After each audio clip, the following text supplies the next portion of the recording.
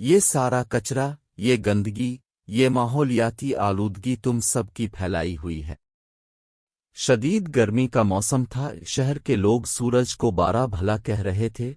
سورج کے لیے یہ شکایتیں نئی نہیں تھیں، یہ شکایت گرمیوں کے موسم میں اپنے عروج پر ہوتی تھی۔ شکایتیں سوان کر سورج کو بہت بارہ لگتا تھا۔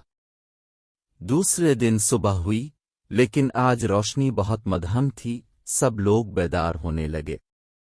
ارے یہ کیا، یہ تو کچھ نیا سا دن لگ رہا ہے، کچھ نہ کچھ تو نیا ہے۔ باہر زندگی پھر سے رواں دواں ہوئی، لیکن اس میں وہ بات نہ تھی۔ کچھ روز ایسے ہی گزرے، پھر سے لوگوں کا شور شرابہ بلند ہو گیا۔ کسان چیخنے لگے، ہماری فصلیں نہیں تیار ہو رہی ہیں، آم نہیں پک رہے، گندم نہیں پکے گی تو سب لوگ کیا کھائیں گے۔ ڈاکٹر، حکیم چیخنے لگے، دھوپ نہ ہونے سے بیماریاں بڑھتی جا رہی ہیں، آلودگی میں اضافہ ہو رہا ہے، لوگوں کو وٹامن ڈی نہیں مل رہا ہے، ہڈیاں کمزور ہو رہی ہیں، بادل نہیں بن رہے ہیں، اس لیے بارش نہیں ہو رہی۔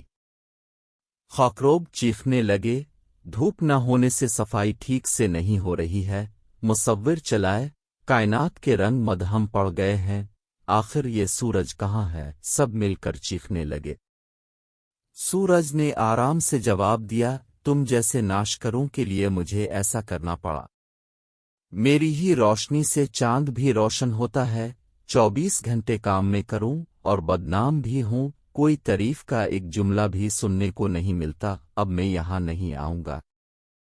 یہ سنتے ہی سب لوگوں میں بے چینی پھیل گئی اور سب لوگ پریشان ہو گئے۔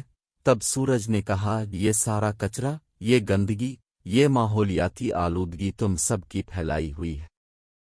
تم لوگوں نے اس زمین کو رہنے کے قابل نہیں چھوڑا، اس کی تباہی کے ذمہ دار تم لوگ ہو۔ جب تک تم لوگ اس کو ٹھیک نہیں کرو گے، میں بھی اپنی حرارت نہیں دوں گا۔ جب تم لوگ معاملات درست کر لو، زمین کو صاف ستھرا کر لو تو مجھے بتا دینا۔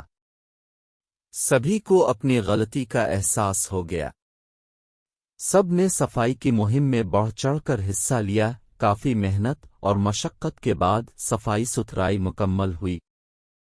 سورج نے جب جھانک کر دیکھا تو اس کو بھی اپنی آنکھوں پر یقین نہیں آیا کہ یہ وہی شہر ہے۔